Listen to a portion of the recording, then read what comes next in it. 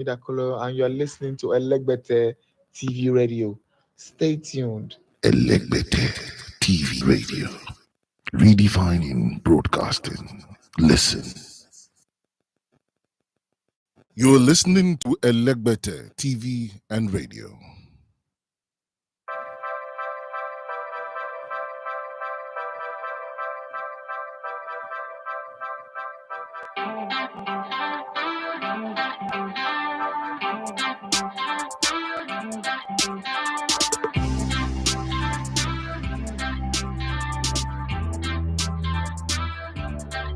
All right, good morning and welcome to the Sports Buffet on Elegbete TV Radio. My name is Edafe Matthews. You're going to love to come to the Elegbete Warner Sports.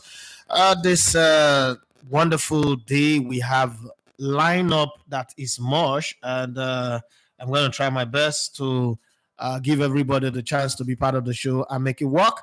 The Tigers, won their first ever. Nigeria won its first best ever basketball game.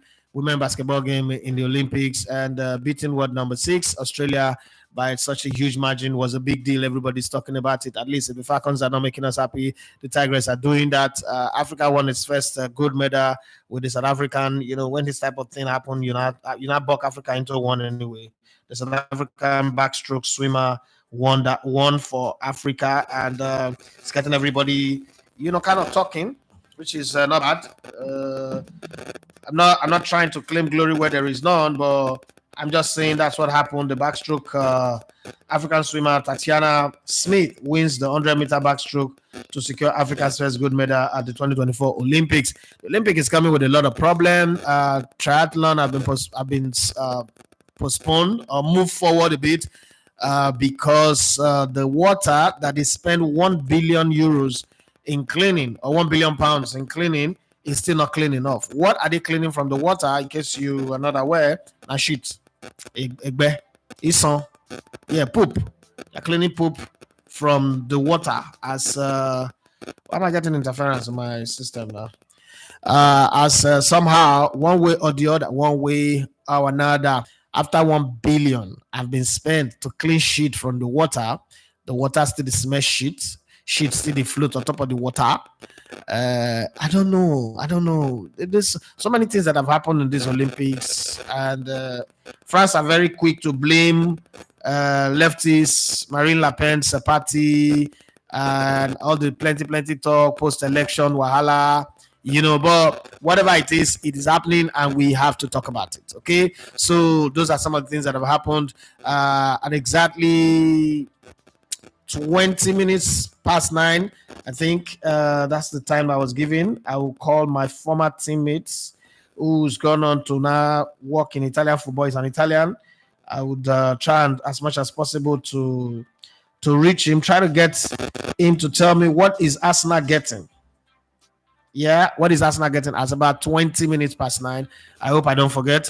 I'll call him at about 30 minutes past 9. I will be banking on what's it called now? Mario Leo from Germany. I will add him up to the call. I was trying to get the Kelechi Arsenal fan, on the call as well, but I couldn't get him. So we'll get all of those guys to be on the show today, and then we'll take it up from there and see how it goes. But whatever it is, let's have fun. That's my own. So let me start the show pretty much fast as best as I can, and get everybody swinging as best as I can as well. So that every topic that we can, and I'm getting some interference that I don't know where it's coming from, so it's distracting me. It's messing me up. It's messing with my flow and my mojo here. I don't know why I'm getting it, but it's just there. I mean, I can hear it, and it's pissing me off. Okay, but I can't blame anybody. There's no engineer here. There's no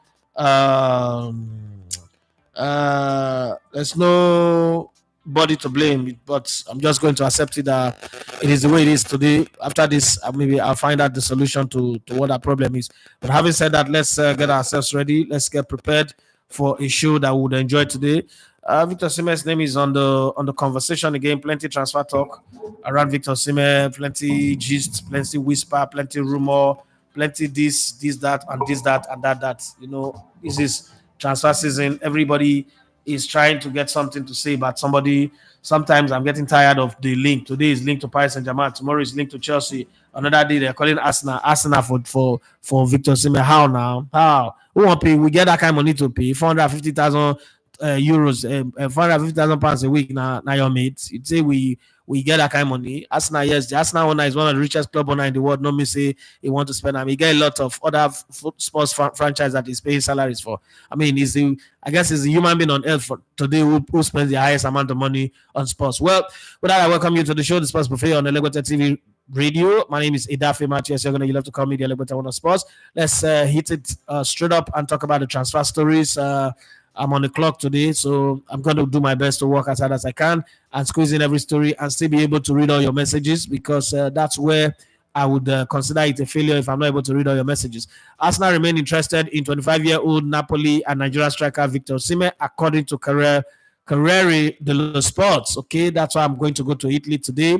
The Gunners could strengthen their midfield with the signing of Real Sociedad Spain's midfielder Mikel Merino, 28.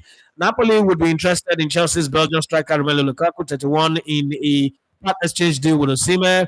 Tottenham Hotspur want to sign Juventus and Italy forward Federico Chiesa, who's 26 years of age. Thank God, let him go there. Stop putting Arsenal's name in that conversation, please. And then Madrid. Conor Gallagher, 24. I think Chelsea will regret that one. Who is also attracting attention from Aston Villa and Tottenham Hotspur. Chelsea does not want to sell to any English Premier League team.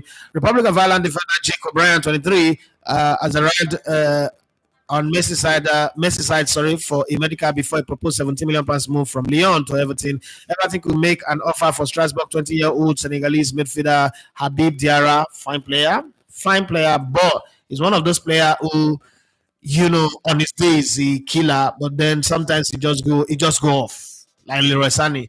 You know that Leroy Sané, when he's in his element, he's unplayable. But then sometimes he just go off. His attitude, his melancholic, or whatever they call them, his mood swing, and all those things that happen. You just ask yourself, why is a footballer like that? You should be performing. I'm not saying performing 100% all the time, but there should be some consistency to your performance. Crystal Palace and Ghana forward Jordan Ayew, 32, is wanted by Leicester City. That guy need to score goal. A big head, he need to score goal. Okay, several clubs from the Premier League and abroad are keen to sign Luton's Dutch winger Tahith Chong. Remember, he was at Manchester United. He's now 24 years of age, for about 10 million pounds. West Ham are likely to have their approach for France and Monaco midfielder Youssouf Fofana, with the 25-year-old preferring AC Milan move, but West Ham still think that money talk bullshit works. So we have money, we can do anything that we want to do. After all, it's our money. Who the hell are you to tell us not to put a bid, even if the player wants to go to AC Milan? Does AC Milan have our kind of money? Well, we will see at the end of the day, because the player also would have a say in all of this. Former Manchester United goalkeeper David De Gea, who is now 33, will not join Genoa, and the Spaniard was never Ladino. He's an interpreter, he's a translator, he's an English teacher. He wrote a book. We worked together for a project with Mission 89, and we also played together. Fantastic guy, lovely family. So we're going to have a bit of fun, honestly speaking. We're going to have a bit of fun. Mrs. Sidafi never fails to deliver. Fantastic. Okay. My lemon water.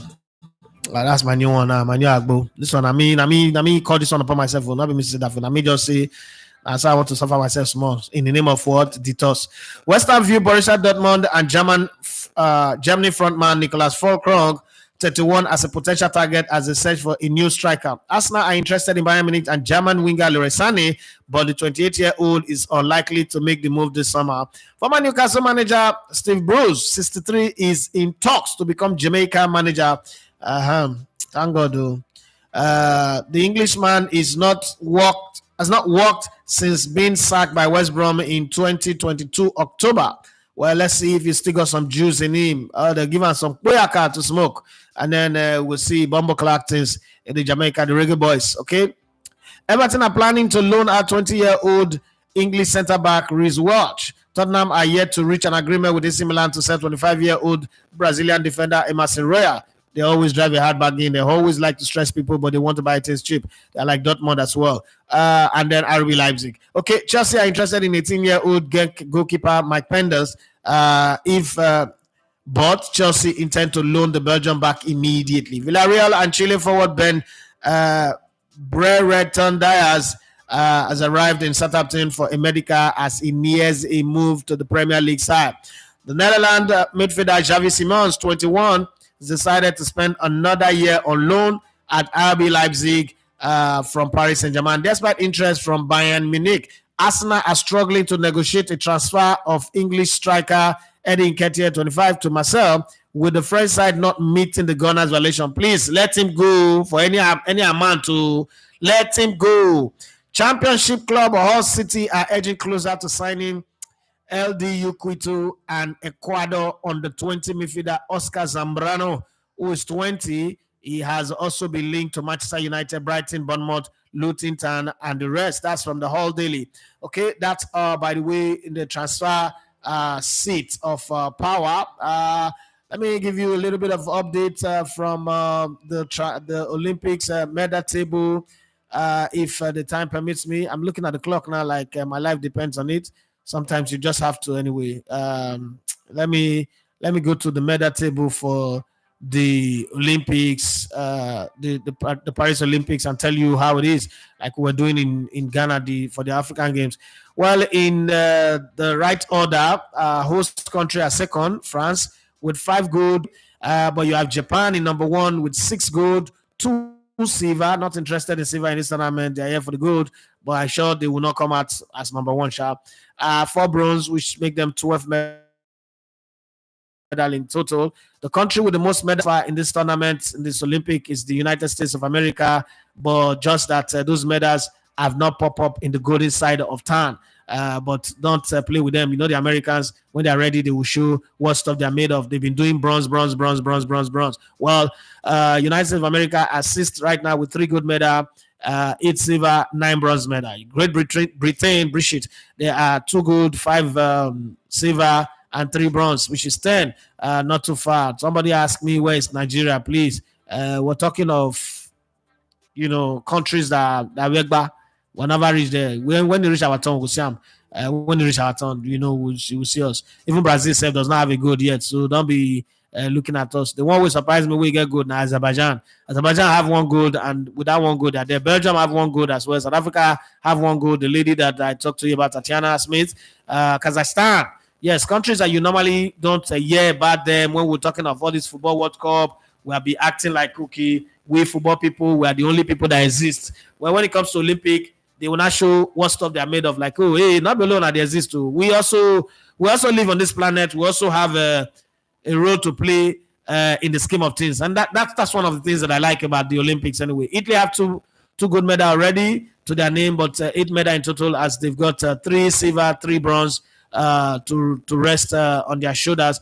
The Republic of Korea People's Republic have 5 gold, 3 silver, 1 bronze, 9 medal. Australia have 5 gold, 4 silver, no bronze medal yet. People's Republic of China, they are coming. They will pick more medals for sure. I can guarantee you that one. 5 gold, 5 silver, and 2 bronze medal. That's the way it stands. Canada have 2 gold, 1 silver, 2 bronze, 5 medal for them. Hong Kong, China. Okay, they have 2 gold, no silver medal, 1 bronze medal. 3. Germany, who hosted the Euro, who, I would get one of their person to talk to us as we progress on the show, would also share his thoughts on some of the things that we want to talk about.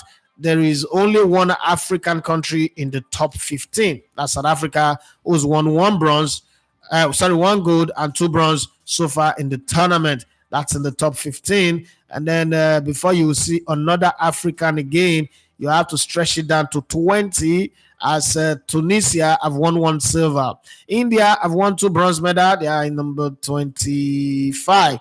Tunisia is joint 20 with Poland, Mongolia, Kosovo, and Fiji. Okay, so it's kind of like the medal table kind of like give you some kind of numbering that you don't understand. But hey, it is what it is. We'll look at the schedule for the Olympics as well. It's a bit tight, but hey, We'll see who's playing, what sports is going on, who's participating, and all that. We'll see today is a good day to smile, as somebody would say, 30th day of July. There is the women's doubles group play stage for badminton. You have the men's as well, and then there's a whole lot. There is France versus the USA. Thomas Jr. Popov for France, and Howard Chu for the US. And for women, for the men, and for women's double group play for badminton, you have what's it called, Rahayu and Ramadanti playing against what's her name now? Oh God, Tian. I don't know what country that is anyway. I don't know. Let's not put ourselves. Let me not put myself in a place where I cannot explain my English. But I think this is supposed to be Poland flag, but it's looking different. Well, let me move away from there before I will cause an irreparable damage and it becomes a problem. Quite a few questions that I've been thrown in my WhatsApp group. One is something that does not concern me, that doesn't concern sports, but hey, they want me to talk about it. Hey, this one is coming from Felix. Felix says, Edafe, good morning. I'm dropping this a bit early before your show start, but I'll be listening to watching your show and listening. I hope that you are able to talk about it. What do you have to say about what Igwe I've got to say on the Honest Bunch about McAngel, Emanuela, and all the thing? If you've seen it, I would like to have your take on it, owing to the fact that we have heard about what the conventional media people did to their staff in exploiting them and using them. What do you have to say in this one? To be very honest, my way, Felix, to be very honest, I would love to even stay away from all this conversation. But again, out of respect, I'm the one who said that whatever your question is, bring it up. I would try my best to give my opinion on it. So I owe you that one. I can't go against you now. But let me say this about that one. I mean, I've not watched the full interview, but I've seen some clips and some parts. So I'm going to react to what I've seen. Conventional media back in the day, it was hard because if you leave, you don't get where you go. Right? You don't get where you go. They say, oh, okay, let's say for instance, you're working in Brilla and you feel like they're treating you, they're giving you slave treatment, they're not catering for your needs properly. You can't get angry and just walk into rhythm. Right? The pool is small, they don't have vacancy, and you really want to do this thing, you want to keep your name out there, you want to be strong on the job, you will take it. But if, for instance, according to him, if now you still church camera, now you start this thing, now you be the comedian, now you funny, McAngel was the security. My own question is, why are you bringing the death of his mom, him not turning up for the burial, he was kidnapped, he traveled, he don't turn up, because you're beginning to make it look like a ritualist. You also said that anybody who go against him gets to die. If you know that one, you say they go against him. If you got that tomorrow now, I don't know who will blame.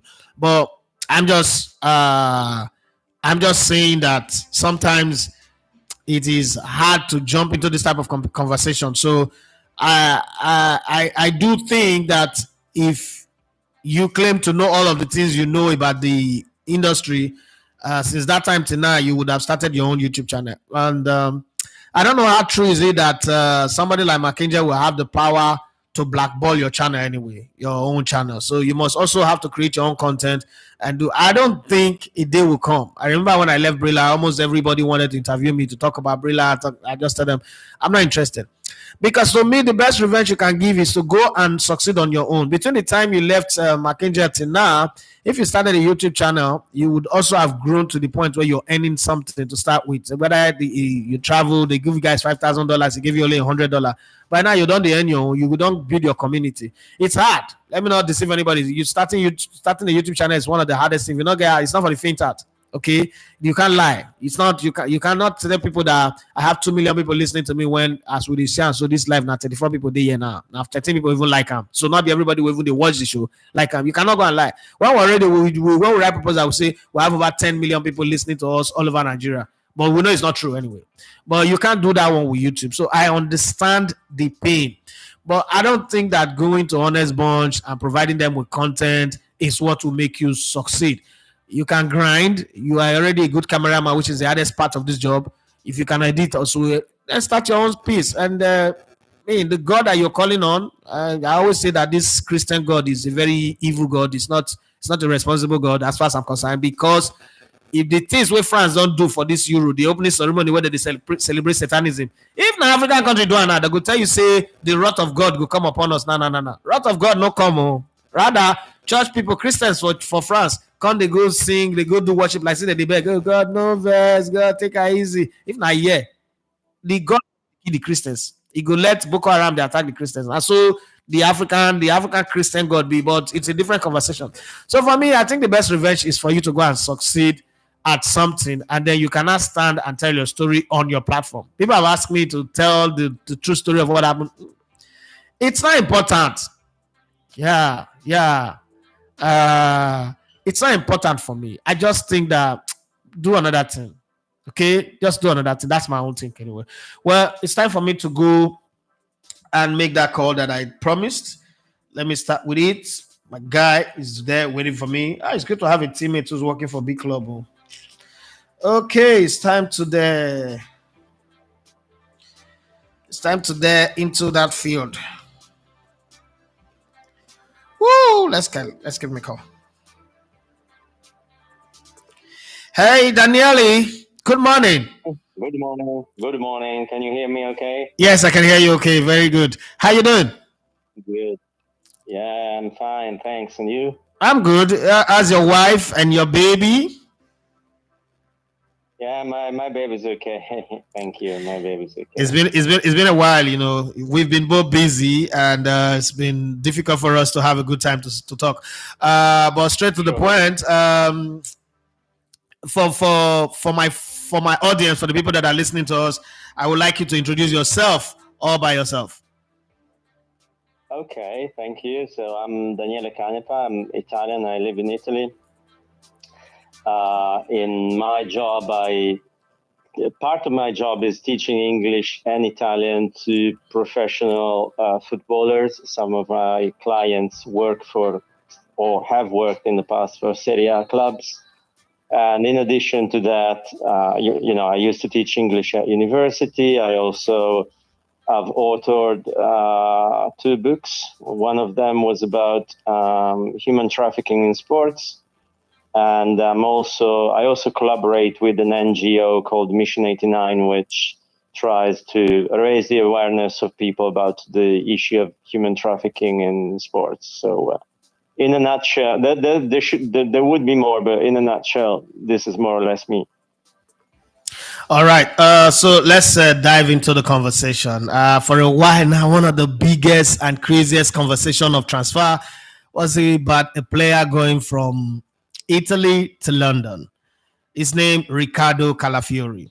But before we talk about Riccardo Calafiori, Italy have failed, in my lifetime, I failed to qualify for 2 World Cup back-to-back. In between, they won the Euro. Then after they went to this Euro where they got knocked out in the knockout round, right? What is happening to Italian football? And a lot of people have come with different excuses. Oh, the coach left them. Spalletti came in too late. Oh, Fabio Capello said that Italian football is not producing young players anymore. We are growing up wanting to be like Roberto Baggio, Salvatore Todoschilasci. Some people want to be Andrea Pirlo, Christian Vieri. All of these best names, Inzaghi and the rest of them. What happened to Italian football? Okay, look, it's very complex question. I don't know if I'm the right person to answer. I think there's many concurring factors, and there's many concurring factors. I think Italy hasn't had a world-class striker for the last, at least in the last 8 or 10 years. I mean, there are good strikers, good players. There was a player like Ciro Immobile, or now Scamacca is the center forward of the national team. They're good players, but at least at the moment, Scamacca is not the same level as we used to have with Inzaghi or Montella. I could mention Vialli. I could mention 50 names, and probably I would still leave some key players out. So I think that's been a problem, and also a problem, and that's probably related to your next question about Calafiori, is that our players, I mean the players of our national team, don't play, or they play, but they don't have a kind of prominent role in top European clubs. We do have some players playing for Serie A teams, like the Inter. There's an Inter players with Barella and Bastoni, for example, or Fratesi. And obviously, Inter are a really good team. They reached the Champions League final. But outside of Italy, none of our players are in key positions, with the exception of the keeper, Donnarumma, who's always been very good with the national team, while probably with Paris Saint-Germain some ups and downs. He's a fantastic goalkeeper, but probably in his club sometimes is underperformed a little bit. In the national team, he's always been good, but the goalkeeper has never been an issue for Italy. The issue is the striking positions, and we've really struggled. There's no striker that is a star at international level, and there are no other players in other positions too having prominent roles in the top 5 or 6 European clubs. And this is different, for example, from France, England, Spain, Germany. They do have 2 or 3 players playing at the highest level in the best European clubs. So I think that is quite revealing of how there's a bit of lack of quality. There are good players, of course, but probably not the same outstanding standards as we used to have. So let's move into one area that I always like to talk about.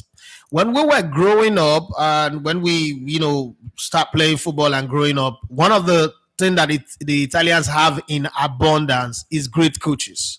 So from Arrigo Sacchi to Marcello Lippi, Alberto Zaccaroni, Fabio Capello, you could name them, and a lot more of them. But today, I look at the Italian coaches. Yes, there is Don Capello, Fabio. There is Carlo Ancelotti, and after Ancelotti, there is none again that we can really settle down and say, okay, this is a world-class coach that Italy is producing. You work with Alberto Gilardino recently, and I know him. Yeah. Who is also one of the great strikers that you guys are not producing anymore. What can we say? I think. I think it wouldn't be exact and fair to say that we don't have top level coaches, because coaching history is Italian and is still coaching. And I think, for example, Spalletti is a good coach. He won the league with Napoli, and he was the first one to break this domination of the 3 big clubs which had been going on for like 25 years or so. So he's a proven good coach. He also coached in Russia. So and Mancini was also a good coach, and he decided to leave Italy and move to Saudi Arabia for all those good reasons. So. And you mentioned Alberto Gilardino, who had a great 2 seasons actually with Genoa, because he promoted them from Serie B to Serie A. Last year he had a very good season in his first season as a Serie A manager. And there are some good Italian coaches who are, let's say, emerging. So, for example, De Zerbi. Okay, now De Zerbi is already coached in the Premier League. He did fairly well with Brighton, and now there's this other guy who moved from Nice to Ajax, and that's Farioli. And I think I hope I said his name right, because I always get confused with his name. So, I mean, there are some Italian coaches. I think in general, at the moment, and this affects both coaches and players, I think because we're kind of stuck to the idea that Italy is the best in terms of football, which was true. I mean, until the early 2000, it was true. There were 20 years where Italy was the best, Italian players were the best, Italian coaches were the best, probably Italian sporting directors were the best. And we set the standards. And I think there's a kind of reluctance, laziness, whatever it is, to realize that now, I mean, we should open up to other countries, and we should, for example, there are not many Italian players that can speak English proficiently, not many Italian managers that can speak English proficiently, or other languages.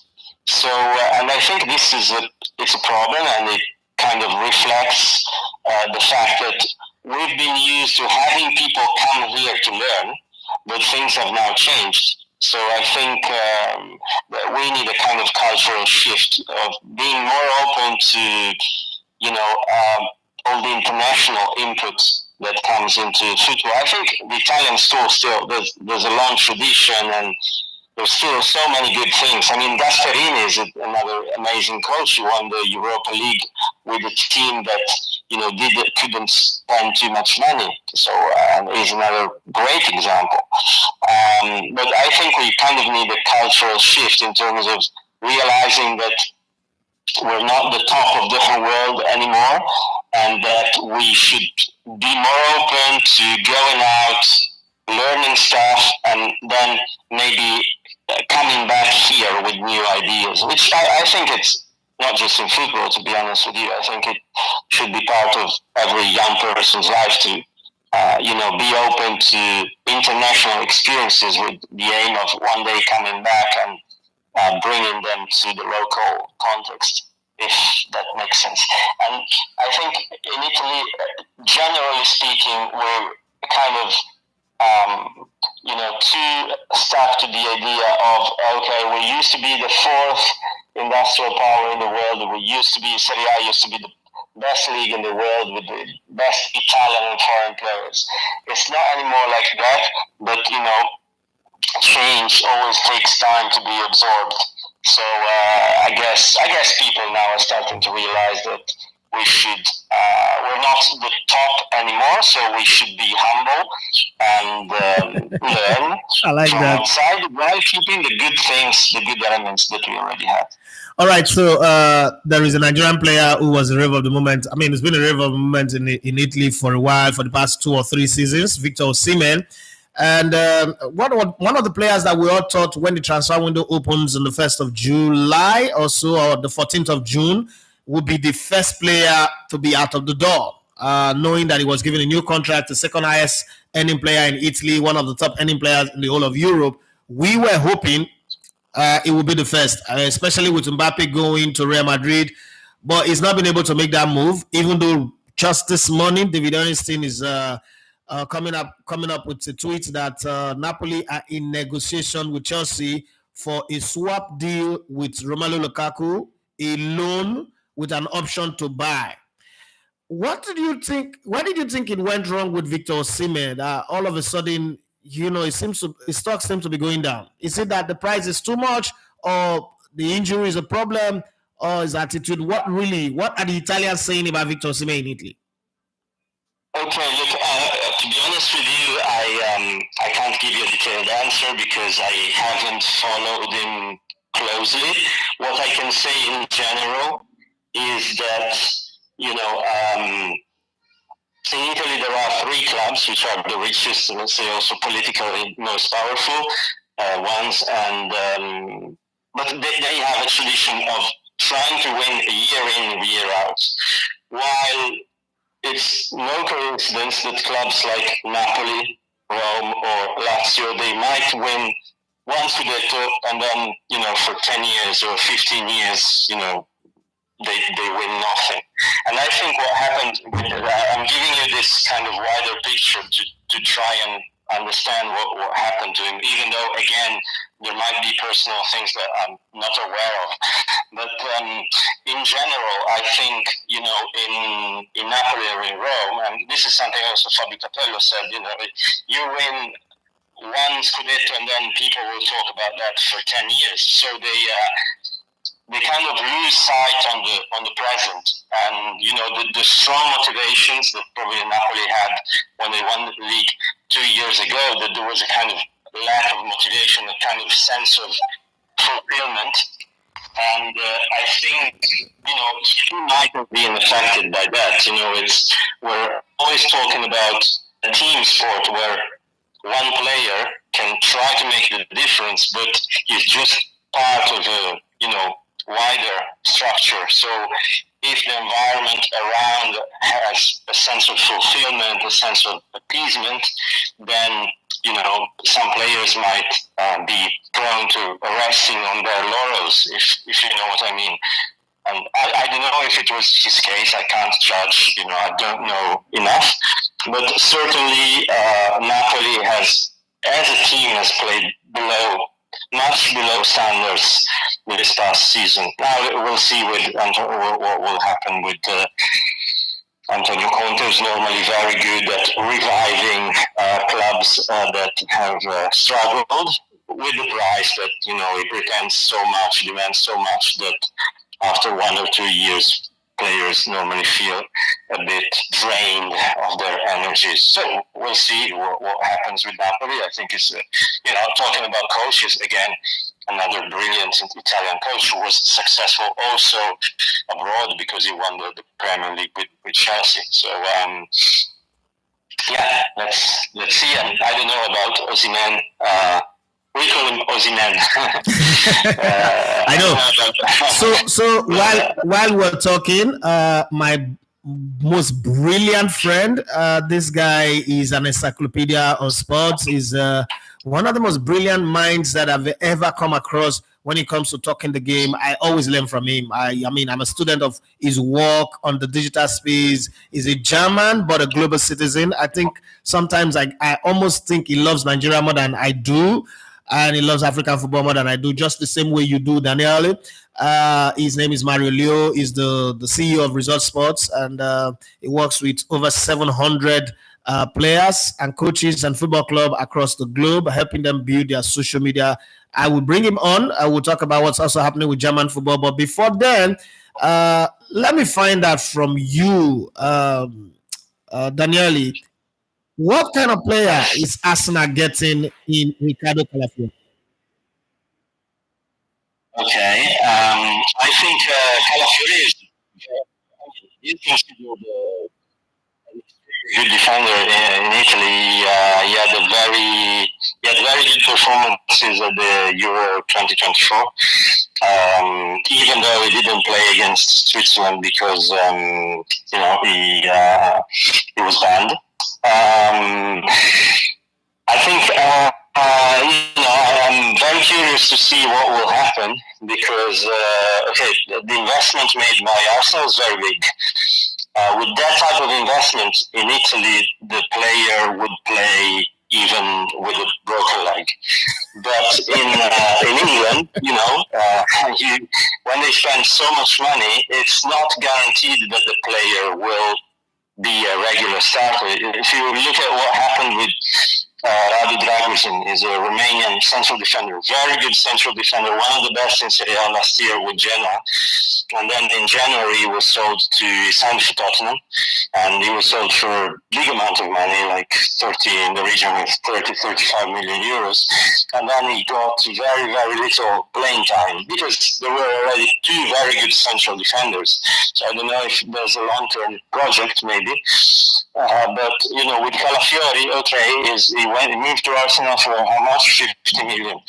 But there are good central defenders. Arsenal already have good central defenders, and Calafiori had a wonderful season last year. But he came the season before. He had to go to Switzerland because he had no other big offers. He played with Basel. He said that it was very good for his career because he was in a moment where he needed to have very little pressure.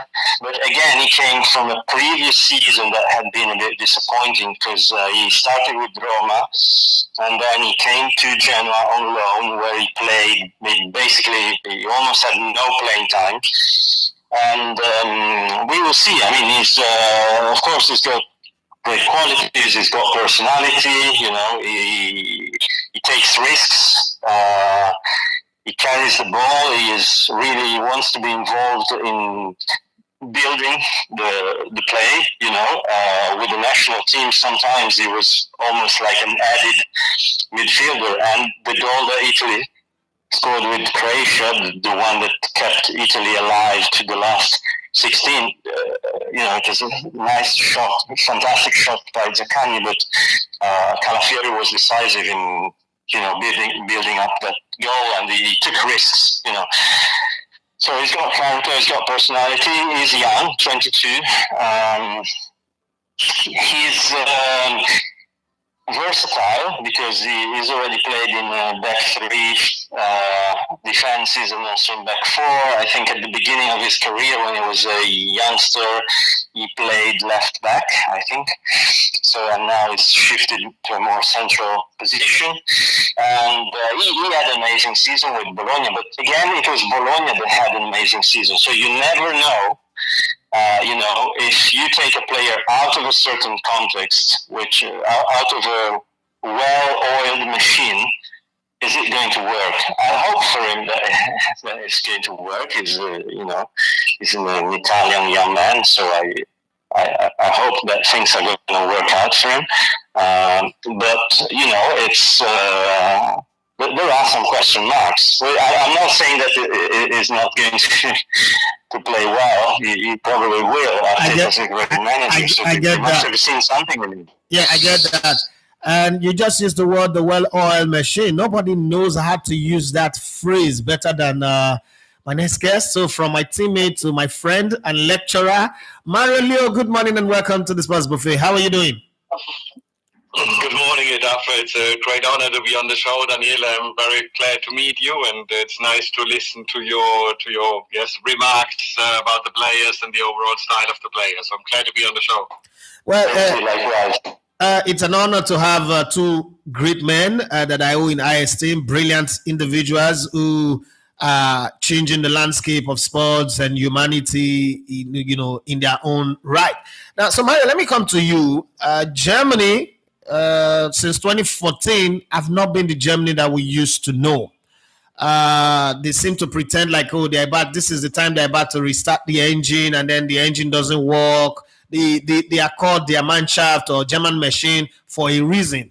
What's happening to the machine? What happened to this well-oiled machine that all of us learned from the days of Rudi Völler, Jürgen Klinsmann, Lothar Matthäus? If we can even go back to the days of the Kaiser, Franz Beckenbauer, and the rest of them. What happened to the German machine? I mean, we don't change them to German Okada. Yeah, no. I mean, Germany is trying to build that machine again, but it's obviously difficult when you have egos in front of the team unit, and we've seen this in many clubs. Yeah, when the team or when the players individually are not united, and follow their own interests and follow their own principles and an egocentric kind of way, then it will never succeed. Yeah, the game has become now so fast. The game has become a transition game that sometimes you believe that in the youth academies we develop sprinters for the athletics to win gold medals at the Olympics, and not footballers anymore. So that balance has to be refound, I guess, in the majority of the game.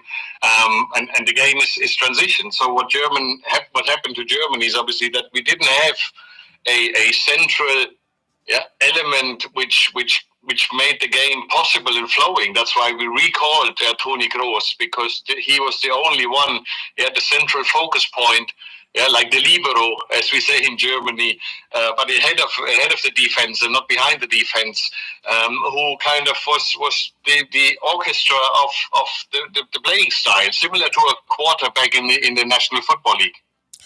Well, thank you very much for that explanation. Now let's jump into the team that I have a very big vested interest in, Bayern Munich. Bayern Munich, as you guys call them in Germany. I'll be there in October, hopefully. They decided to go for an untested coach after a season of doing poorly. I mean, by any other European club standard, Bayern didn't flop. But, I mean, they got to the semifinals of the Champions League. They were up there. They qualified for Europe. should be okay, but not for Bayern. What are we to expect from Vincent Kompany? Mario. Yeah, sorry, I lost you just a little bit. I mean, what do we expect? Obviously, Bayern wants to regain the title. That's for sure. Bayern wants to regain the title, wants to get the challengers Dortmund, Bayer Leverkusen, and RB Leipzig behind them. And so far, the season preparation are not going as planned. Yes, they have a great team. They have great players. Again, individual players, but not a team unit. And obviously, the new signing.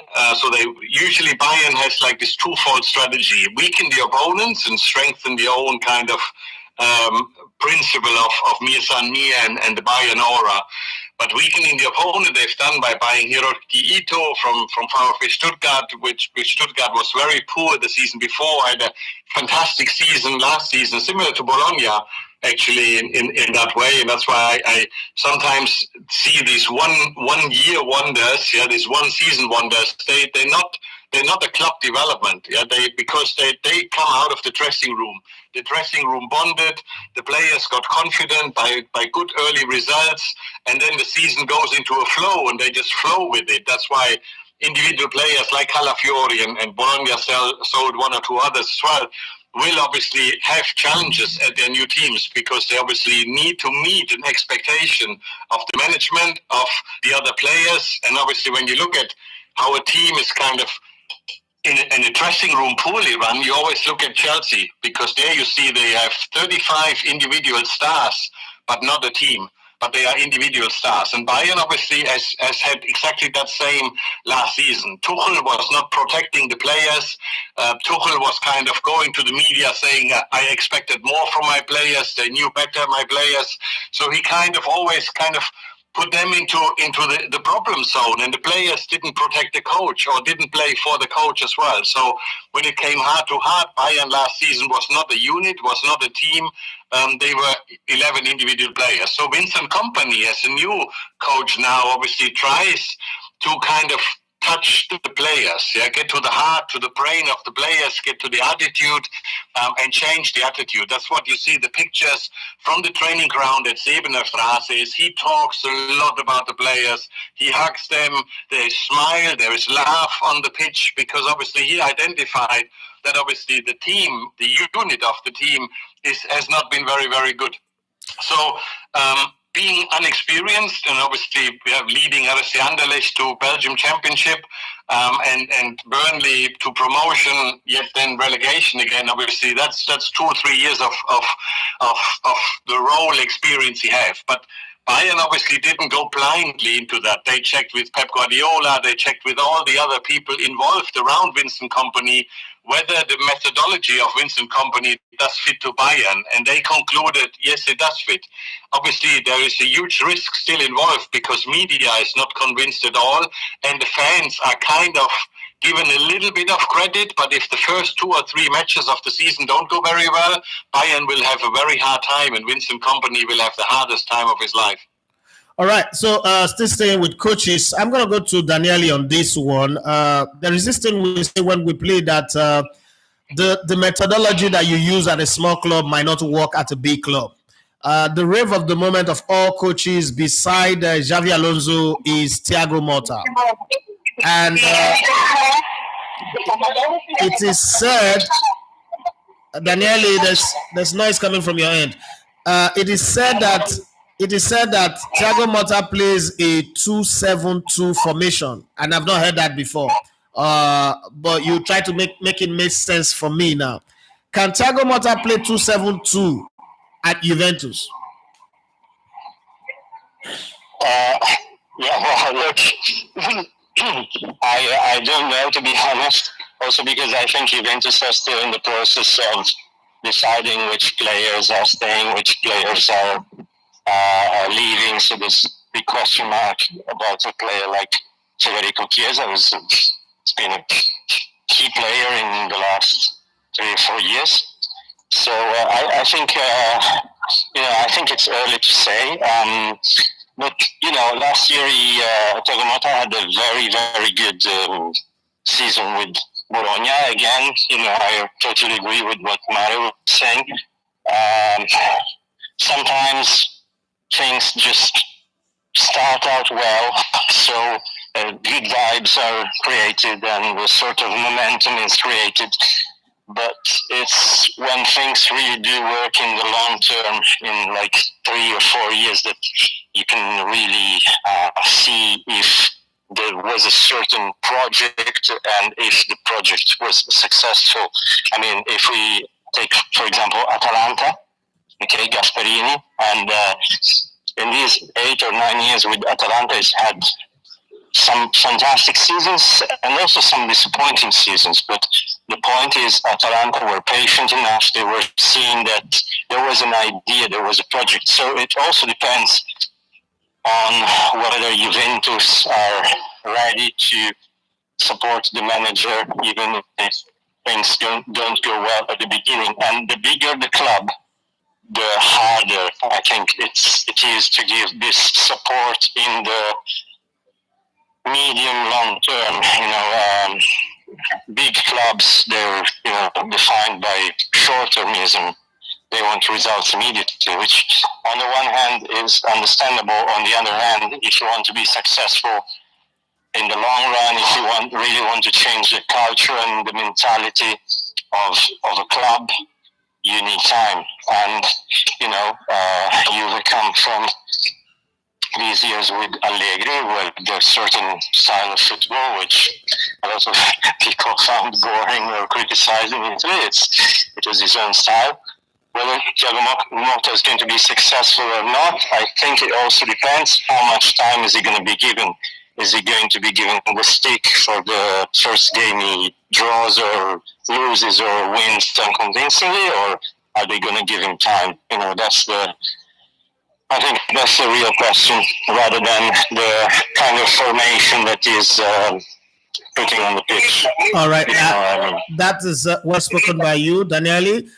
Let me wrap up with Mario. Mario, Manchester United have decided to do something very audacious.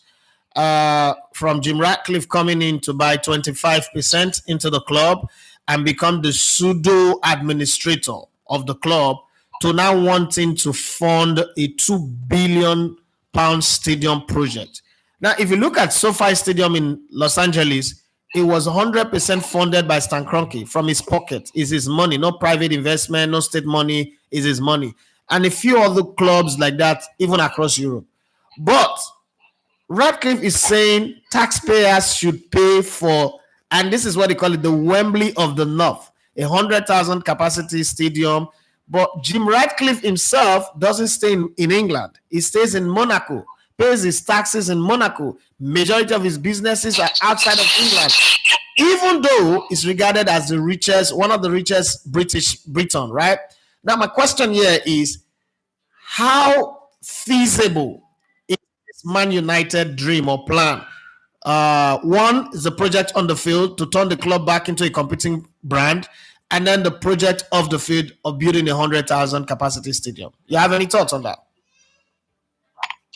Oh, many thoughts on this setup. And obviously what Sir Jim Ratcliffe is doing, he gives the fans, the global fans, a vision to which they believe they are in. The Red Devils have always been the biggest team, biggest club in the world, been the first team in the 1990s going on international missions, playing against Malaysia and Southeast Asia, beating national teams by 2-digit figures.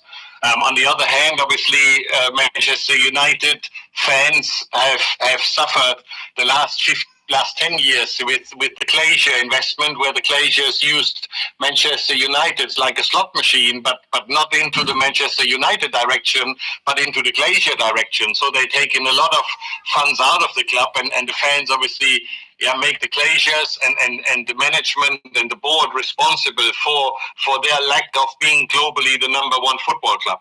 So obviously Sir Jim Ratcliffe gives that vision back to the fans, and that vision kind of includes obviously the most prestige, the most brilliant kind of stadium environment. That's an infrastructure, but Sir Jim Ratcliffe obviously also builds in kind of a business mentality into the club, where it's not about taking out funds, but but dropping in funds, but not kind of like everywhere, but very precisely where that's needed. Yeah, and obviously when you look into the date, so there is like short-term goals, mid-term goals, long-term goals, and I would see that the stadium to 100,000 is a mid-term goal.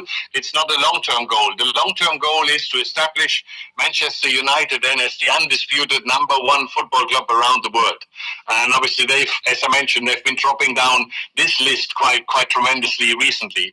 And the short-term goal is obviously that the team, is becoming successful on the pitch and competes for the domestic championship, which they haven't been able to over the last 2 to 3 seasons.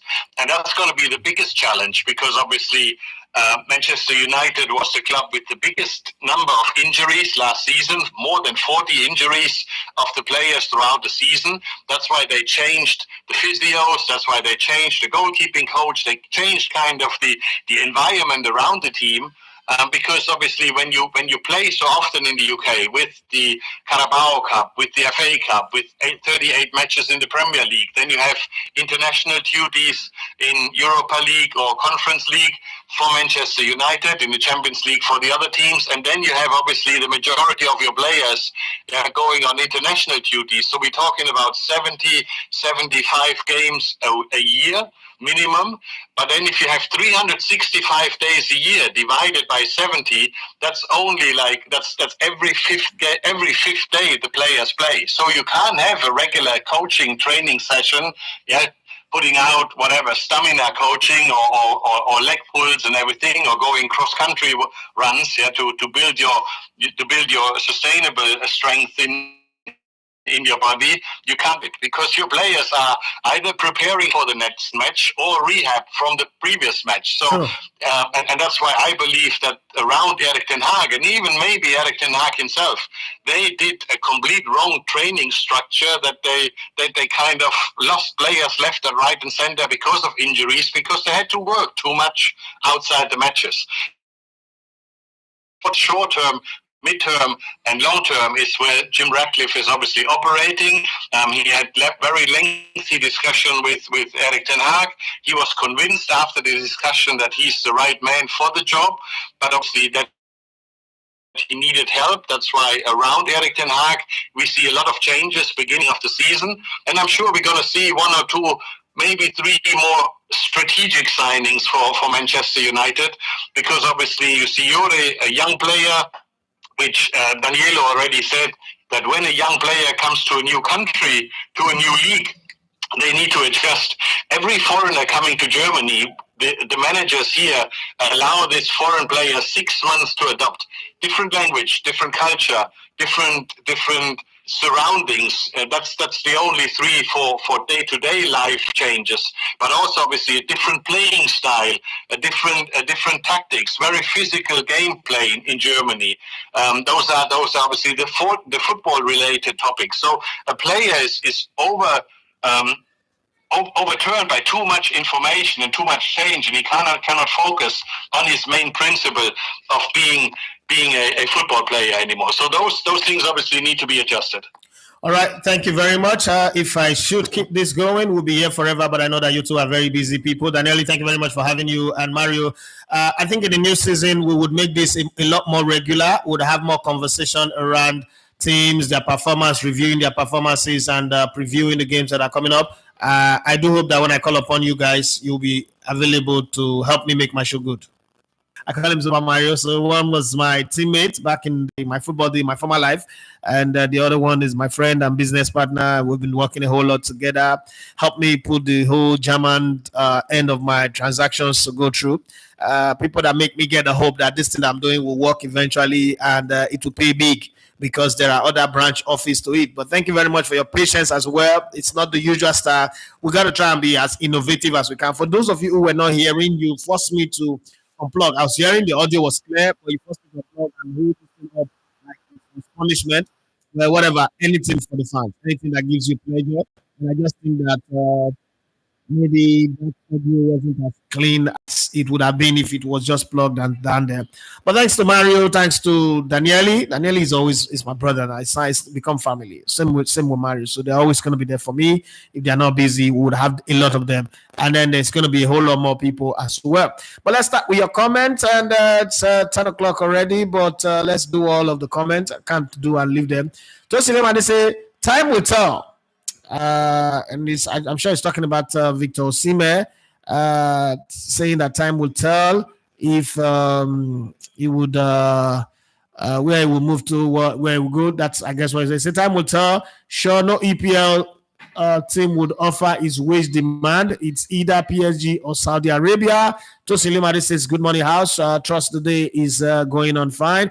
Ibrahim Abiola says, good morning, boss. Good morning, house. It's getting to the stage where whereby even PSG are weighing up their chances on either to go for Osimhen or not. Just some couple of months back, he is the talk of time, talk of him choosing where to go. Ibrahim Abela said, but it seems the tide has changed in the brink of an eye already. It does look like he's heading to Saudi Arabia as it stands, because to be honest, PSG chances is getting slimmer every day. Then that story broke that he's going to go to Chelsea on loan. I never thought about that, but that does look good. One, Lukaku go to Napoli, he goes to Chelsea, meaning that Napoli will pay half of his salary, Chelsea will pay half of his salary. Depends on how they negotiate it, but that's most likely how it will work, and we'll see how it goes from there. Ibrahim Abela say time will tell anyway. Canepi say up the Tigers, and Sebastian Inede says good morning everyone, good morning to you. Lord Mayor says the sound is okay. Favor yours says good morning, and then Inedi says I would like it if Arsenal can sign Victor Osimhen. That's never going to happen. Let's be very, very honest. Tosile Madi say up the Tigers and up South Sudan basketball team for their victories. Let's go. Mitch, you say which frequency is this? I don't understand. You're on YouTube and you're asking frequency. I don't understand. This is 2024, not 1924. This is 2024. Let me up. If Arsenal sign Victor Osimhen or any top 9, I will get confidence. Say Arsenal is going to win trophy this season with my full heart. But now one eye, I they look Arsenal now. Arsenal is definitely. I can beat my chest and tell you, no matter how they link Osimhen to Arsenal, Arsenal is definitely and absolutely not going to sign Osimhen. That's not going to happen. Not because it's not good, so people don't misinterpret what I'm saying.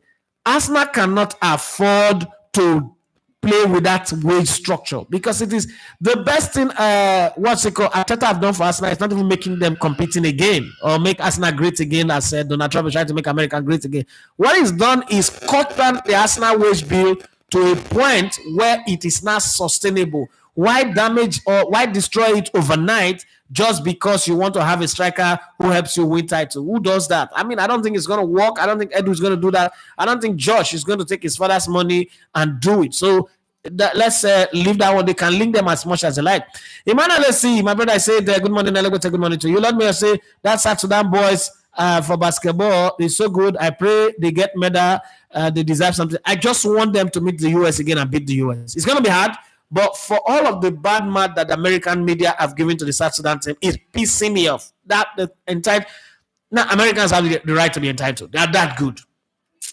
But they are rude, insolent, recalcitrant, and entitled. And it's pissing me off. So I just pray they meet them again. But the Americans, if I know who they are, it might just become a problem. But South Sudan, buckle up. Tamiyu says, make Arsenal try get a potent striker. But any striker will go, they miss goal. Come they carry hand for head like 10 times a match.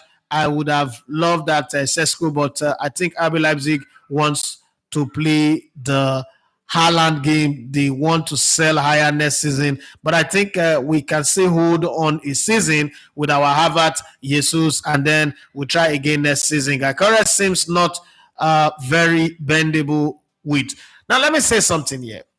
The way all of us, everybody's shouting about Arsenal needing a striker. Arsenal is the second highest scoring team in the Premier League last season. Arsenal is in the top 5 or top 6 bracket of the highest scoring team in the whole of Europe last season. I don't really think that striker is the problem.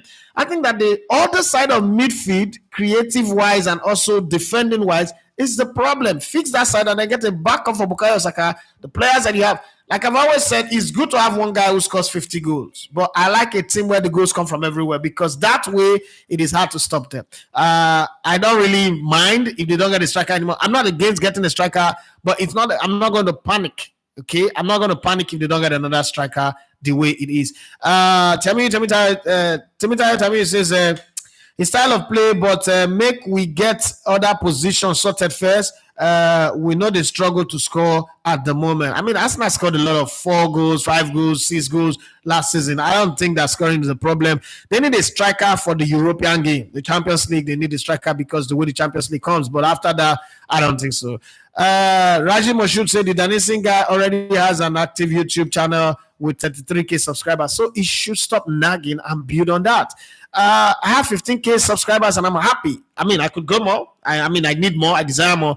But I don't think that maybe because before you know it, I want to make it look like everybody where they succeed for this YouTube or this social media thing, they do juju. I know they do juju. I don't want. Like I'm saying, anybody who think he has invested in this channel, and I should be saying it now. Because that time, if you go sit down for honest bunch, talk lie about what I do and what I not do. Because say maybe thank God my mother a long time ago before I even start to do YouTube. No go to say my mama kill. Because I need to be very sure. I go sue, and that time when I send on a pastor call beg, I'm not gonna listen. I go sue for serious damage. When I want go jail, when I go jail on a business. I'm just saying it. Brian Bella said time to make the call. Okay, thank you very much. Loa Shay talk about David Ernestine. I think I've said that one before. I know. Raji Moshu say whatever Osimhen decide, he should make sure he transfer away from Napoli, even at a reduced salary, just for a few years contract elsewhere. Because with Conte, Lukaku is his main striker, obviously. Yeah, nobody's going to even argue about that one, self. Akina Lalare says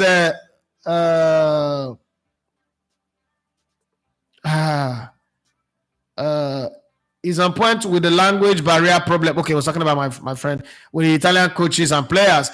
Kavuma Moshi said Osimhen is the only way for Chelsea FC winning a trophy. Really? There's a whole lot of problem with that Chelsea team. Like my friend said, there's a group of 35 individual players that have not been molded into a team. So Osimhen might just come in and also face the same challenges that other people are facing, because if you're going into a team that is a club that is just players, no team, it's going to be a problem. I hope so anyway. Ibrahim Abela said, what will the impact of his restructuring on the team, Man United as a whole? Kalajai Ibrahim said, good morning, boss. Enjoying the show today. Different pattern today. Thank you very much. And then Ibrahim Abela said, is Victor Osimhen the missing piece of the Chelsea team? I don't think so, but it will add value. Osimhen's got goals in him, he's got power, he's got pace, he's got everything. It will add value. Osimhen will add value, but is it the missing piece? Because when we say that, it means like it completes them. I don't think so. There's still creativity issue, there's still defensive issue, there's still getting to know the new coach, getting to play the coach's pattern. There's a whole lot that is going to go on. There's also the dressing room from the Enzo, matter, but we'll see. Every other player that came from Argentina that have gone to their club don't have a problem in the dressing room. Only Chelsea wants to make it their own. I saw somebody carry while I will not be their own for head anyway. Olaf had said the wage bill of Osimhen won't allow him to go to Chelsea because they can't pay it. Okay. Now I'm saying, I say good morning, fam. I love the conversation around Italy because I love this team, and most recently I've been a shadow of their self. The just concluded Euro is the worst shaped Italian team I have seen. I agree with you completely. Olafat says, I like the mentality at Arsenal. Calafiori has begun training. Meanwhile, Ziggy, Manchester United sign, has gone back to his holiday, which he was on before being called up. No, it's dependent on the agreement. And then look at when Italy got out of the tournament, and when the Italian season ended, the games that they played, they say a whole lot. You need a rested player. I mean, it's not a big deal whether you start training now or start training later. It's good to have a proper preseason, because when you have a proper preseason, it's easy to integrate with your team. But sometimes, again, a player that rests well is also good. If you don't rest well, you might also get injured. So let's not even compare the two. It's not always, nice to do that comparison. And finally on the show today, Temita Tami says, I love the new interview direction to the show. Hopefully, we will get more than when the season starts. Obviously, we will. I'm trying to reach out my entire network of friends and colleagues, both in the UK, both in Germany, France, Belgium, everywhere. Let's get this talking. But I will do a lot more when I go on my trip to Europe. I will settle down with a few people, sit them down, and then have a conversation around always having them as guests on my show. I still think that YouTube needs to create a system whereby you can call live on the YouTube, not with Zoom, not the mixer. Just call live on YouTube, and then the person's face will be showing, and then we can have it like a FaceTime call or something like that. But we'll see. J Mark, say hi. Can you give a shout out to my friend? It's his birthday today, Mike Oxlong. All right, Mike Oxlong. J Mark is sending you a shout out through us. So very wonderful birthday. Shout out to you, Mike Oxlong. We pray that you achieve your dream, your set goals, fulfill destiny, fulfill purpose. May you be in good health and wealth and peace, and be an impact-making person on humanity. Don't be a destroyer, but be a provider of solutions. And may you live to see the result of your hard work and enjoy the benefit of your hard work. Happy birthday to you. Namso Ibanga says, good to listen from your foreign ally, and happy to hear the voice of Leo again. The last time was on Sammy's show on X. Good one, boss. Thank you very much. Let me tell you, Jamie, he says the live call will be nice. We would definitely make progress on the show. I'm begging you guys. What makes a car run is fueling. What fuels this show? I'm not one of those person who come here and say, oh, send me money, send thanks, and all those ones. If you do it, I'm grateful for it. But I always believe that let's keep the main thing. Let's leave the leaves and the branches and focus on the roots so that we know what we're treating. Please help preach the gospel of this channel. If you love what we're doing here, help get more people to join us and subscribe and grow the channel from where we are today to higher more. Not the one I look. Instead of going forward, people are unsubscribing, and sometimes you wonder what will really they do these people. How would they offend you people? Will be say will they get this one? So we'll see how it goes. People are talking about StreamYard. The thing with StreamYard is you now have to tell people to download StreamYard. Some people don't like it. Okay, a lot of people don't like it. There's younger people, Gen Z people, yes, but a lot of older people. My friends are older.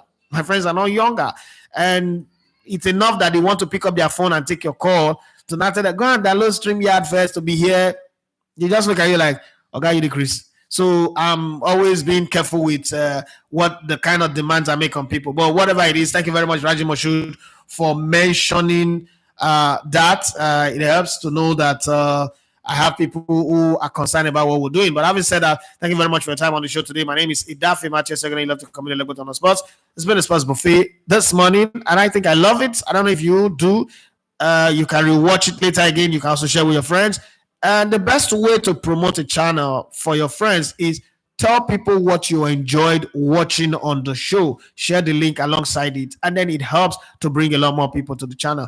The bigger we get, the more impact we can make. Okay, it's always a competition between good and evil, but I do believe that good will always prevail, even though good works like a snail. But it's going to happen. Raji Mashudi said the stream also enables you to stream simultaneously on other platforms, on Facebook, Twitter, and TikTok.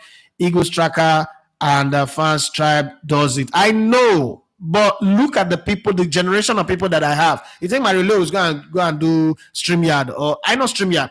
Or you think Daniele and I go and tell Martin Tyler, please download StreamYard or David Dean.